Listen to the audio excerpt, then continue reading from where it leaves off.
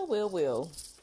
Welcome, welcome, welcome. We're going to allow people to get on, and then we'll be starting Money Monday promptly at 9 p.m. Central Standard Time. So come on in. Make sure you have your pen and your pad so you can take some great notes. Tonight we're going to be talking about scams. It's very relevant. So come on in. I have my notes here, so I'm just going to make sure I have everything in good order, and then we will get started.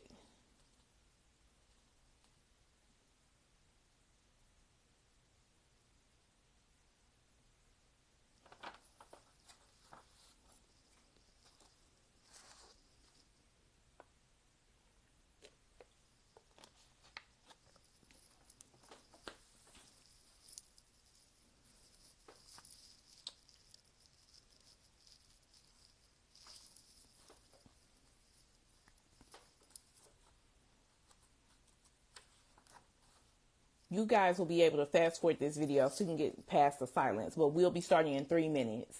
So you may want to fast forward to about the 3-minute, 30-second mark.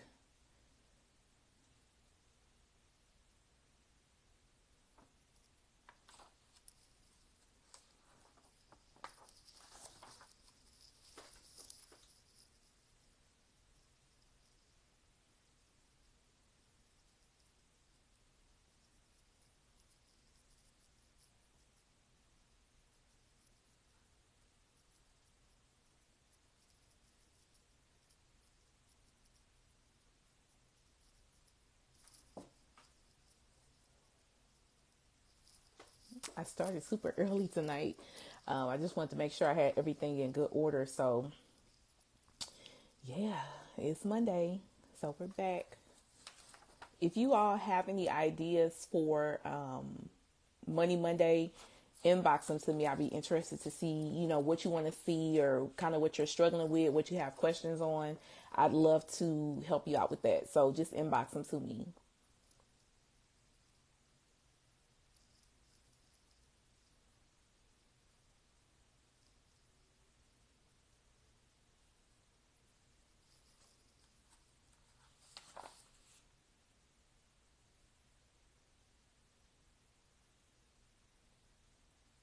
Hi, Candy. Welcome to Money Monday. We'll get started in about 2 minutes. 1 minute. As soon as the clock strikes 9. Tonight we're talking about scams. So beware of scams. I'm going to be pointing some things out about scamming and give you guys some backstory. So hopefully this will help you on your money journey. Hi, Pat. Welcome to Money Monday. Thank you for telling me, because I can see the number of views in the top corner, but I can't see like who's on at the moment. So, hey, Pat, welcome to Money Monday.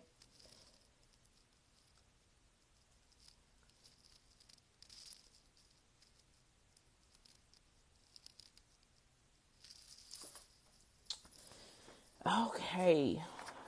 Let me just make sure I haven't missed anything.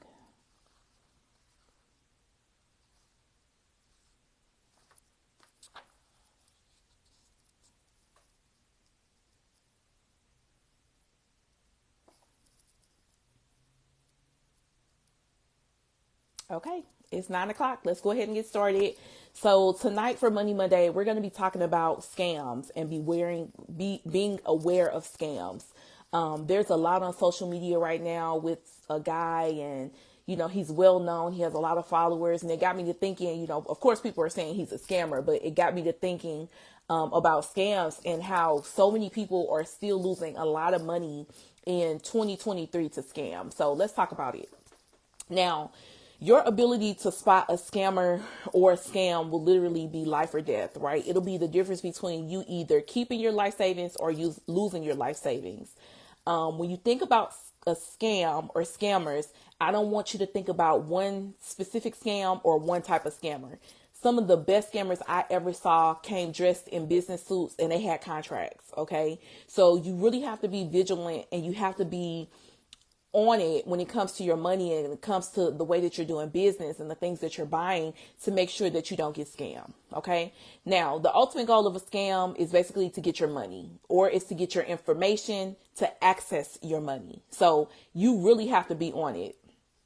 So I'm going to tell you some red flags and how to easily spot a scam or a scammer. Okay. Hey, Sade Nicole, welcome to Money Monday. Hi, Tasha, welcome to Money Monday. Okay, so the major first type of way that you can witness a scam or scammer, or the biggest red flag, I should say, is their payment type. So most scammers want you to pay in crypto. They're like, okay, send me a Bitcoin, send me, whatever type of coin. They prefer gift cards, Visa gift cards, because those are easy to pull money off of. They'll tell you, send me a cash transfer or Western Union it to me or Cash App it to me. If you hear any of those things, that's a telltale sign that you're probably dealing with a scammer, because legitimate business and legitimate business deals are not handled in that manner. You don't pay for things in that manner unless you're talking about like a Target gift card in Target or an Apple gift card at the Apple store. People really don't want you to pay in gift cards. Another red flag when it comes to a scam or a scammer is, are you being threatened, right? Are they being very aggressive with you? Are they threatening to send you to jail? Are they going to call the police on you? If people start behaving that way, it's more than likely a scam. So that's a second red flag for you to look for. And then, is it too good to be true, right? I think we live in this society where we hope that things will be too good to be true. You are never going to get $10,000 off a $500 investment, right? Anytime somebody is guaranteeing you a return on your money, they more than likely are trying to scam you. So if it's too good to be true, it probably is. And then finally, with scams and scammers, they try to evoke some type of emotion in you. So it'll be panic. Oh, your sister has been in a car accident and I'm calling because she needs, or this person is in jail and we need, bond money, whatever, something like that. Or they'll tell you, you have to do something right now. Like, oh, if you don't buy this car right now, I know it's going to be gone. Or a couple years ago when the housing market was crazy and people were buying houses left and right like crazy, one of the biggest things was, oh, you need to hurry up and submit your offer. So those type of things, a lot of times if somebody tells you like you have to do something right then, or they're trying to create a sense of urgency, or they're trying to evoke some emotion in you, it's probably more than likely a scam. So if they say you got to hurry up and do something, that should be your clue to pump your brakes. Okay. Hey, Carla, welcome to Money Monday. Now, there are various ways for you to be scammed. You can be scammed by phone, email, ads, websites. They're creating fake websites. You can be scammed in person, and then you can be scammed on social media. And scams come in all shapes and sizes, all different kind of scams. And I'm going to cover those in a second. So that's why I said that you have to be vigilant and you have to be on it when it comes to your money. Okay. So these are some things that you can do to protect yourself from a scam or a scammer. The absolute first thing that you want to do is vet the person. You want to know who you're dealing with, right? If you're buying a car from somebody or you're meeting somebody off Craigslist or Facebook, I don't even think people still use Craigslist, but if you're meeting them off Facebook or OfferUp, wherever, or you're buying something from them, right? Maybe you are having a prom dress made. You need to vet them. You need to know who you're dealing with. If you're sorry about that, I kicked my table. If you're dealing with somebody and they're trying to sell you something, they're trying to sell you a course, they're trying to sell you some type of intellectual property, and they cannot tell you what sets their product apart. They can't not guarantee you, but they can't tell you what's going to be included in whatever it is you're buying.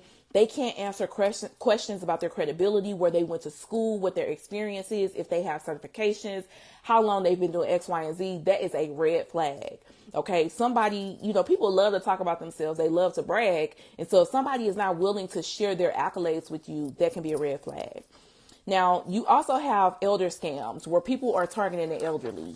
So you really want to keep in contact with some of your older contacts, your older relatives, because I think they get confused a lot and they really don't know. Like, you have people, scammers, who spend literally 100 hours a week trying to figure out how to scam somebody. And these are brilliant people. So you really have to check on your elderly folks to make sure that they're not getting those bogus phone calls, that they're not being scammed by the utility company, that they're not sending money to people that they don't know, or to their grandson that they haven't heard from in 6 months who is off in the military. Check on your people. Another way you can protect yourself from scams is by utilizing your tools. So most cell phone companies, they will provide you a call protection app. I know AT&T has one where you can vet your calls. any calls that they consider spam or have been reported by a lot of people as spam, they will automatically block them from your phone. So you won't even get the call. And it may be something as simple as either downloading the app or paying a small fee, maybe like $1.99 or $2 a month, or $2.99, $3.99 a month, to have that service for them to protect your phone and not send you those scam calls or those robocalls.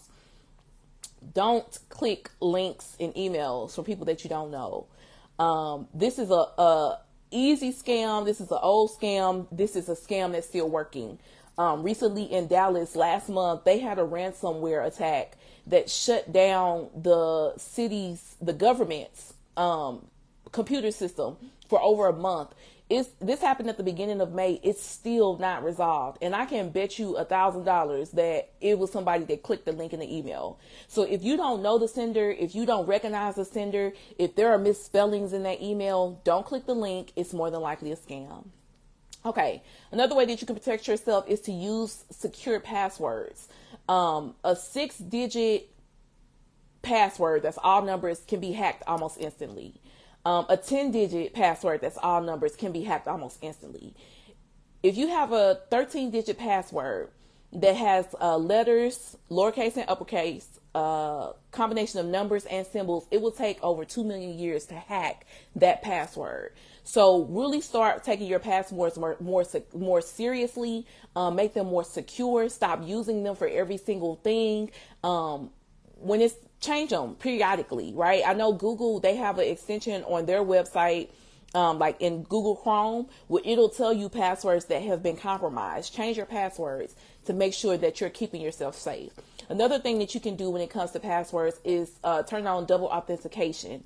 I know it's annoying, but basically what it is when you go to a site like Facebook or Amazon, or, you're logging into your email from a browser that you've never logged into your email before, it'll send you a code. So it'll either text it to your phone, it'll send it to a backup email on file, or you'll get it out of an app, right? So it'll say, go to your Google Authenticator app, and what is the password? And you'll have to put that password in. It is annoying, but it does work. Somebody has been trying to hack my Outlook password for months. And because I have on double authentication, they cannot do that. They're getting nowhere, right? So I was like, well, maybe I need to change my password. And Google was like, you're fine.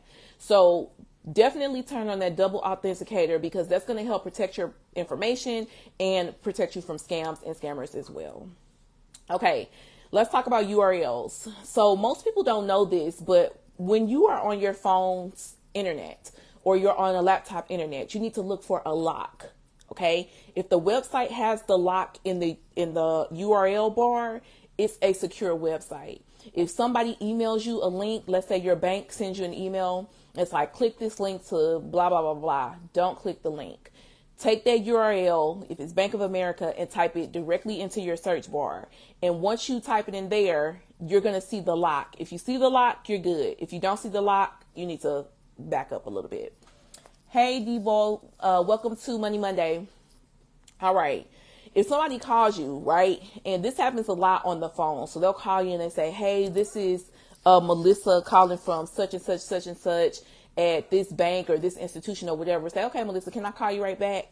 Hang up, look on the website, get the number, and call her back. That's going to help you tremendously. Let's talk about ads. So typically social media, so like TikTok, Facebook, Instagram, they're very good with stopping fraudulent ads, but they still get through, right? And so if you see an ad for something that you like, click the ad, open it up in your Safari or your Google website or whatever it is, if you're on a computer or you're on your phone, open it up and then wait. Right? You're going to look for the lock. You're going to make sure it's an authentic website. You're going to see, if it's a weird site address, if it's supposed to be for, Fashion Nova, but it says Fashion Nova XYZ, that's probably not the real thing. Okay. So that's the easy way for you to protect yourself from a scam. Do your due diligence. You can literally Google anything on this earth. Google it, right? If you're not sure about something, if somebody calls you and you're not sure about who it is, they're calling from a customer service number, or somebody is selling a car and they're selling it for $1,000 and it's worth $10,000. Google it. You can Google the KBB, you can Google the contact, you can Google the company. Use Google. Now, we're in an age of influencers, so we have a lot of brand or employee imposters, right? Anybody can reach out to anybody. Elon Musk is not giving away Teslas. It doesn't matter if you click the link and sign up or not. Beyonce is not calling you. So be aware and beware of people who are posing as someone else. They're posing like they work for a brand. They're really imposters. They're trying to scam you. They're trying to get your money. You also have job offer scams. Okay. So if somebody is offering to pay you a large amount of money for a small task, it's probably a scam. Like, nobody is going to pay you $5,000 to stuff envelopes. Let it go. Nobody is going to pay you to work and you have to pay for your equipment. So if somebody's saying, oh, we'll send you the equipment, but you have to send us $150, that's probably a scam. Companies don't typically operate like that. And then if you have to, I saw this on the news recently. If somebody is saying, okay, we want to hire you for this job, and this job, all you have to do is mail items. And so we'll mail you the items that we want you to send, and the address that we want you to send them to is probably a scam. Okay. Now, another way that you can protect yourself is with credit freezes. Credit freezes are free. I freeze and thaw my credit all the time. And basically what it does is it puts a freeze on your social security number. You have to unfreeze it by logging into the credit bureau's website, and nobody can do anything. You can't even, one time I went to get a bank account, a new bank account. I couldn't even get the bank account because they said your credit's locked. I said, oh yeah, let me unlock it. Got right on my phone and unlocked it, and it unlocked instantly. So you may want to consider locking your credit down so that people can't apply for things in your name. They can't access your information. They can't see certain things because your credit information is locked down. Another scam that you want to be aware of are romance scams. Yes, after Neve has done 1 million catfish shows, people are still falling for romance scams. No, okay.